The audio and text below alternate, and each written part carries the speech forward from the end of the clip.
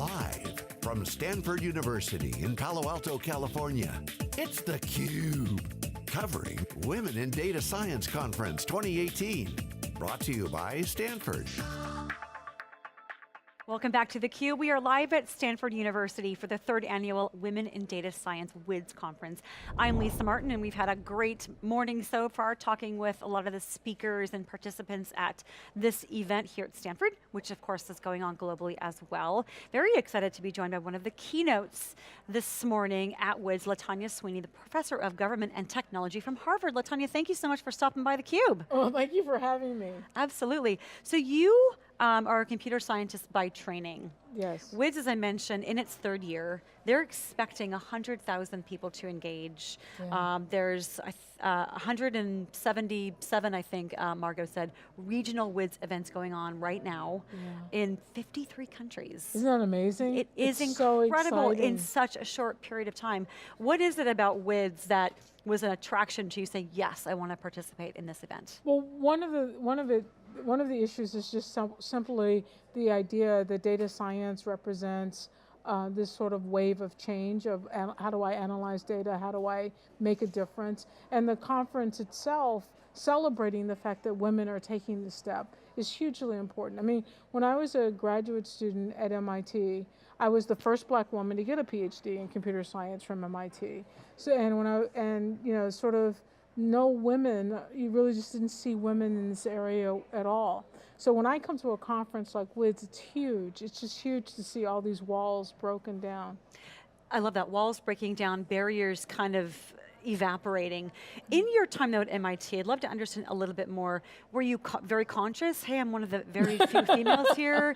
Did it bother you, or were you just, you know what, this is my passion, I don't care, I'm going to keep going forward? What was that experience like? Well, at first I was very naive in the belief that, all that really mattered was the work I did. And I never had problems with the students, but I did have lots of problems with the professors, with this idea that you had to be like them in ways that was beyond your brain or your work in order to really be exalted by them.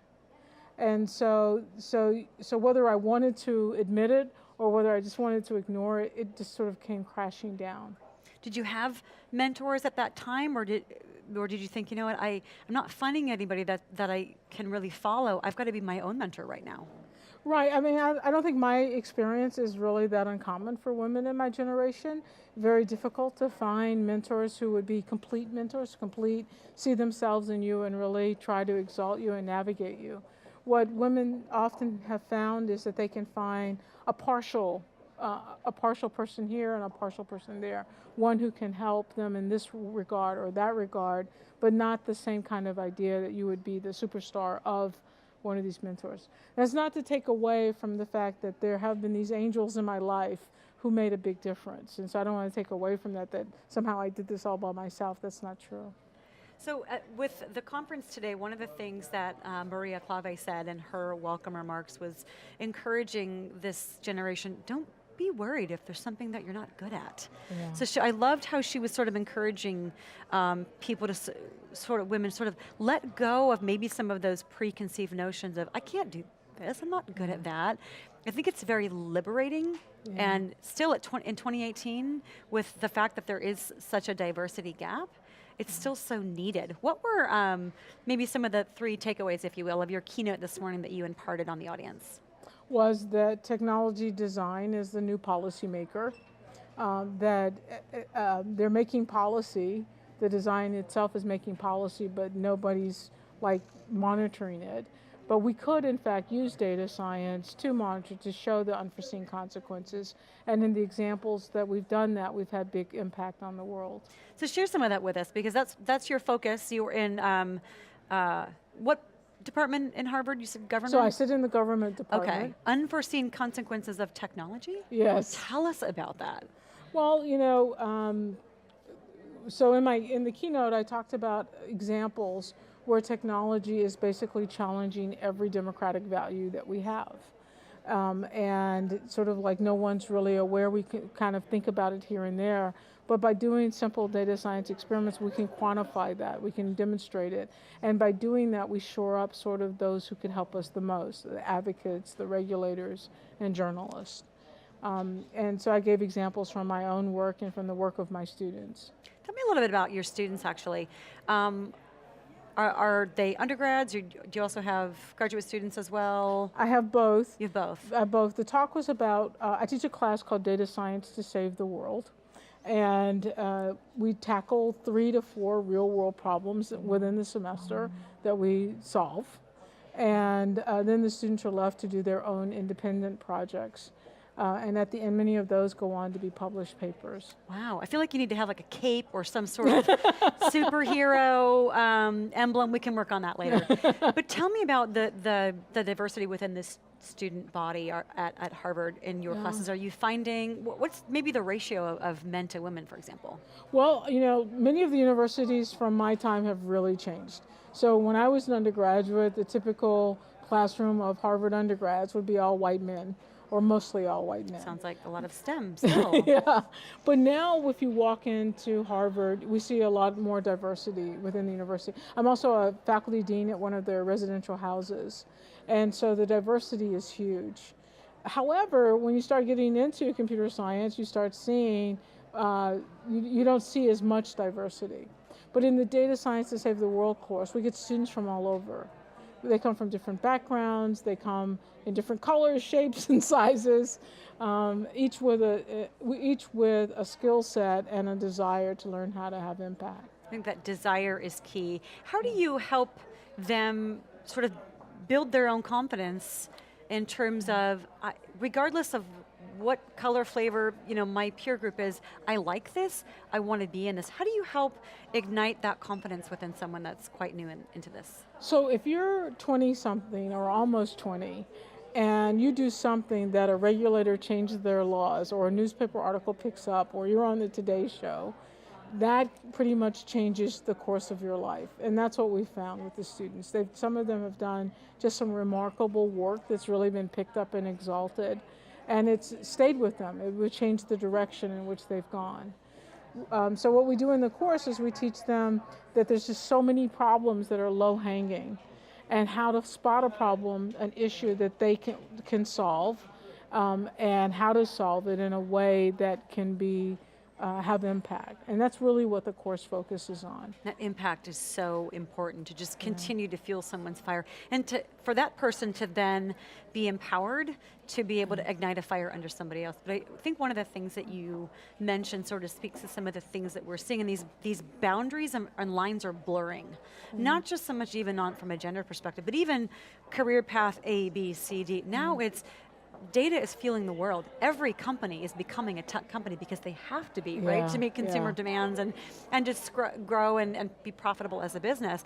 But I like the parallel there that these rigid, maybe more rigid lines of careers are now opening up, because you, like you're saying, you can make impact being a data scientist in every sector. You can influence policy, and wow, what a huge opportunity. It's almost like it's infinite, right? Yeah, I mean, if you look at even the range of talks in the conference today, you get a great sense of not only new tools in different areas, but just the sheer spectrum of areas in which data science is playing. Yes. And that these women are already working and already having impact. So speaking of the conference today, one of the things that I think is, that we're hearing is it's not just about inspiring. I think Maria Clave had said on theCUBE previous to today that she found that young women in their first semester of university and college courses are probably like the right age and time in their lives to really ignite a spark. But I think there's also sort of a reinvigoration of the women that have been in technology and STEM fields for a while. Are you feeling and hearing kind of some of the same things from your peers and colleagues here? Definitely, we see it at the two levels. It's really important to try to get them in freshman year before they have a discipline defined for themselves or how they see themselves, so that you can sort of ignite that spark and keep that spark alive. But then later, women or others who are already in a field and looking for a way to sort of release and redefine themselves, data science is definitely giving them that opportunity. It really is. So what are some of the things that you're looking forward to for your career at Harvard as 2018 moves forward? Well, the students, we try to tackle the big problems. Election vulnerabilities has been a big one for us on our agenda. The privacy of publicly available data is another big one that we've been working on. Well, I think that's enough for a while. Those are pretty big. Yeah. I think so. Yeah, That and we'll get those done. And designing the logo for the t-shirt, because you definitely need to have a superpower t-shirt. So last question for you. If you could give young Latanya advice when you were just starting out college, not knowing any of this was going to happen in terms of this movement that is WiDS in 2018, what would some of those key advice points for you, for your younger self be? To believe in yourself. To believe in yourself and that it's going to work.